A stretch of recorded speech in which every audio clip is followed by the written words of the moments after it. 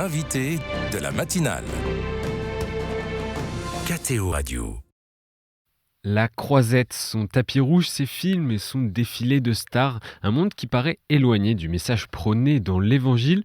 Pourtant, et ce depuis 50 ans, un jury œcuménique récompense un film en compétition au Festival de Cannes pour sa qualité artistique, mais aussi pour ses valeurs de justice, de dignité humaine ou encore de respect de l'environnement.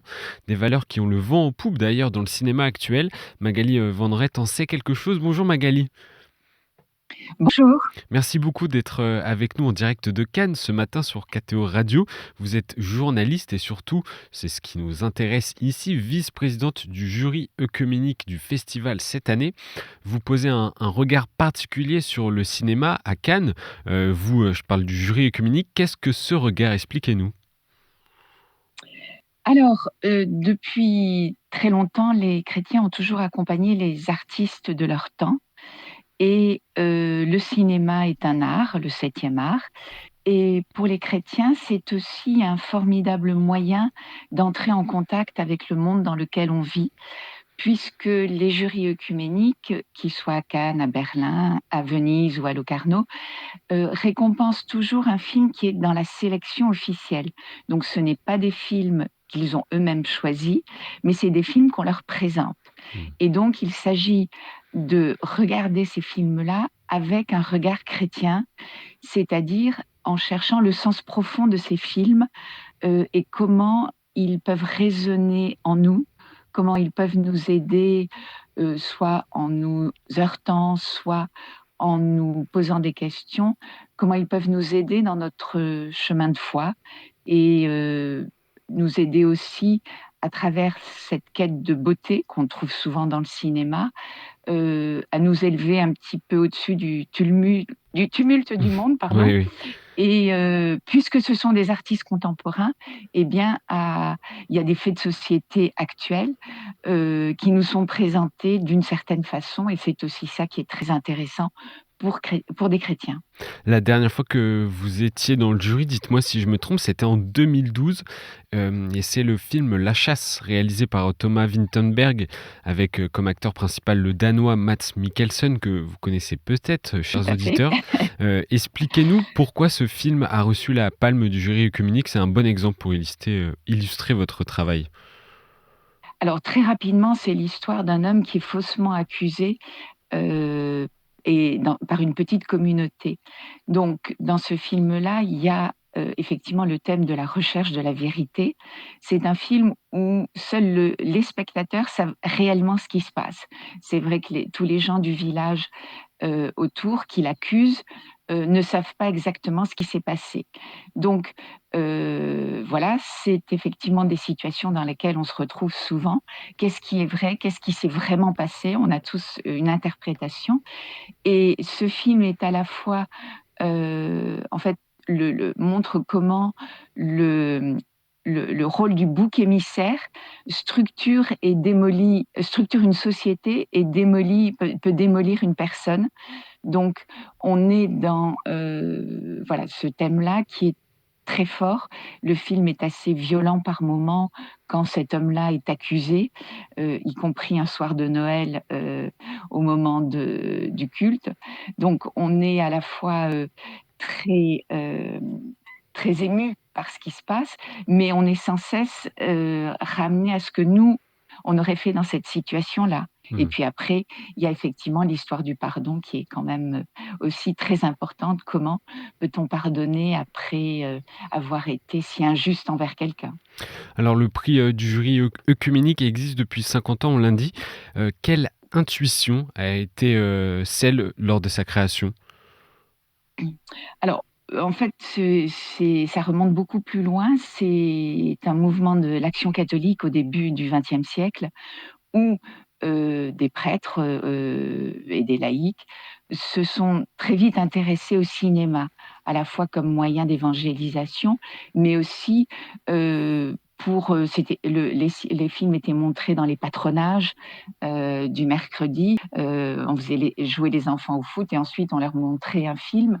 Donc c'est une approche vers l'art, très simple, hein. Mmh. Il faut pas aller dans un musée, il suffit, voilà, d'aller dans un cinéma et de regarder un film et donc comment, effectivement, ça a été le début des premières critiques de cinéma aussi et donc au début, l'association s'appelait l'Office catholique international du cinéma, qui donnait des cotes à certains films et puis, voilà, au tournant, des années 1990-2000, il y a eu cette association Signis qui s'est créée pour porter les prix du jury œcuménique.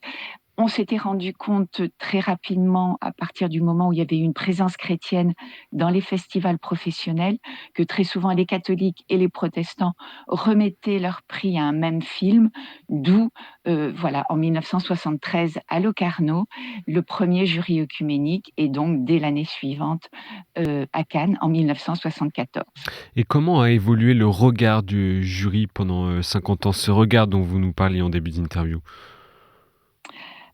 Ce qu'il a évolué, je trouve qu'il y a eu de très belles intentions. Le premier prix du jury œcuménique à Cannes était pour le film de Fassbinder, pardon, Tous les autres s'appellent Ali et on était déjà dans l'accueil des migrants. Donc vous voyez, heu, peut-être qu'effectivement le rentrer dans un film parce que le travail du jury œcuménique, c'est effectivement de décrypter le film et de voir comment le réalisateur a voulu le faire, quelles étaient ses véritables intentions.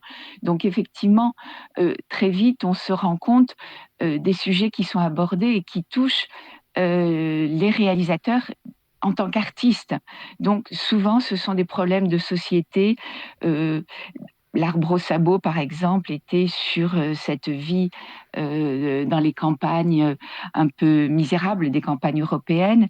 Mais on a eu aussi, des réalisateurs du monde entier, que ce soit, venant d'Afrique, comme Timbuktu avec, Abderrahmane Sissako, heu, des grands noms du cinéma. Parce qu'effectivement, on est toujours dans, comment être relié aux autres, comment vivre ce monde d'aujourd'hui et comment, être, un homme ou une femme, conscient dans ce monde parfois tumultueux. On en entend peu parler d'ailleurs dans les médias du prix, du jury œcuménique. Pourquoi, ce prix reste, relativement, confidentiel par rapport à d'autres? Alors, je suis pas tout à fait d'accord avec vous parce qu'en fait, dans le monde professionnel du cinéma, le prix œcuménique est connu. À Cannes, quand on dit: je fais partie du jury œcuménique», «Ah oui, oui, oui, très bien».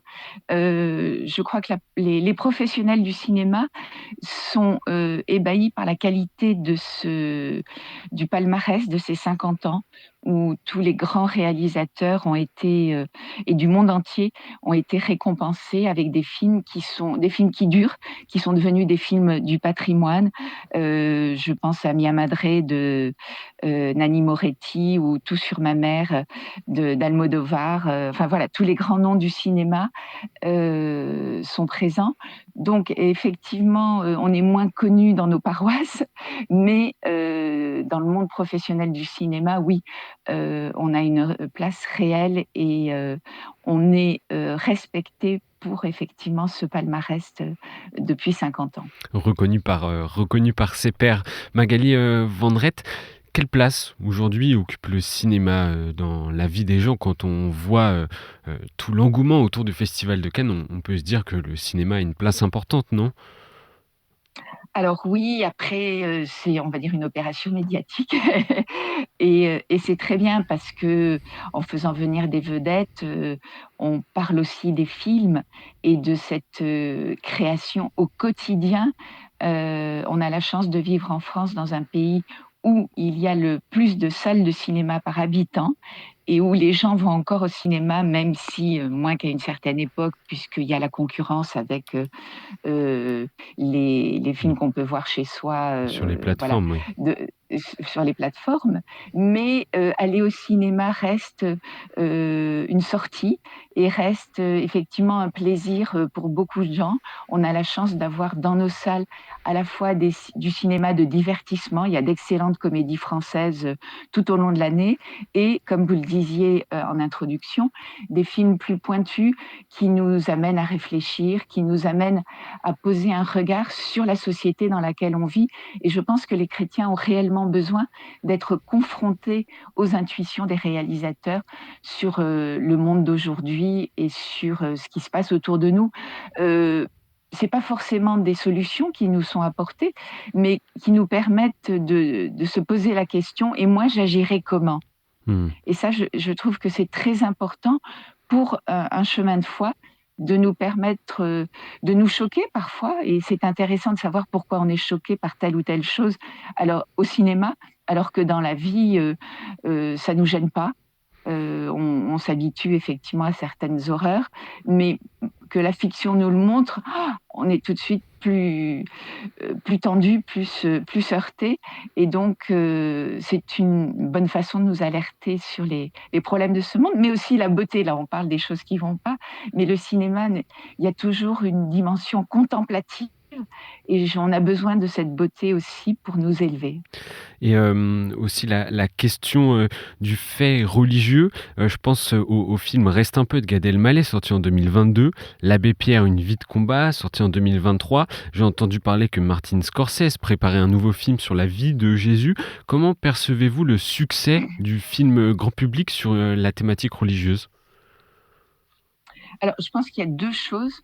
Il y a, je pense qu'on a toujours besoin d'une recherche spirituelle, où que l'on soit dans son cheminement, religieux, et que même des gens très loin d'église, de toute église, se rendent compte qu'ils aspirent à quelque chose de différent, de plus spirituel, même s'il n'y a pas toujours les mots.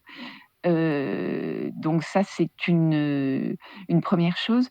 Mais il y a aussi un questionnement face à la violence amenée par les religions aujourd'hui dans le monde, que ce soit les chrétiens, les musulmans ou les juifs, voire même les hindous. En Inde, il y a d'énormes problèmes justement avec le fait religieux. Donc, les réalisateurs se posent aussi cette question et nous posent cette question. Pourquoi? Pourquoi tant de violence pour quelque chose qui, à la base, devait au contraire réunir les hommes? Donc, les réalisateurs essayent de comprendre ça, et on a beaucoup de questionnements autour de ces questions religieuses à travers le monde. Mais on a aussi de plus en plus des réalisateurs, même français, il y a beaucoup de réalisateurs français qui introduisent peu à peu du fait religieux. Donc alors c'est assez bref effectivement, mais on a des gens, un besoin de prière, s'adresser à quelqu'un. Et ça, on le voit dans beaucoup de films récents, où des jeunes gens très jeunes, donc qui parfois n'ont pas eu d'éducation religieuse, qui se tournent vers une forme de prière. Et je trouve que voilà, ça, moi je me dis, comment aujourd'hui nos églises chrétiennes peuvent recevoir ce besoin de spiritualité, ce besoin de prière qu'on voit à travers les films. Et en tout cas, le travail du jury œcuménique participe à cela. Et les prix, d'ailleurs, je le dis à nos auditeurs, seront décernés samedi soir. On sera attentif au film qui sera récompensé par le prix du jury œcuménique au Festival de Cannes. Merci beaucoup, Magali Vendrette, d'avoir été avec nous ce Merci matin à vous. sur KTO Radio. C'est déjà la fin, on aurait pu continuer. En tout cas, bon festival et bon courage lors des délibérations. J'imagine que ça ne doit pas toujours être simple de faire un choix. Non, mais c'est très intense, mais très agréable de pouvoir parler autant d'un film. Merci beaucoup, bonne journée.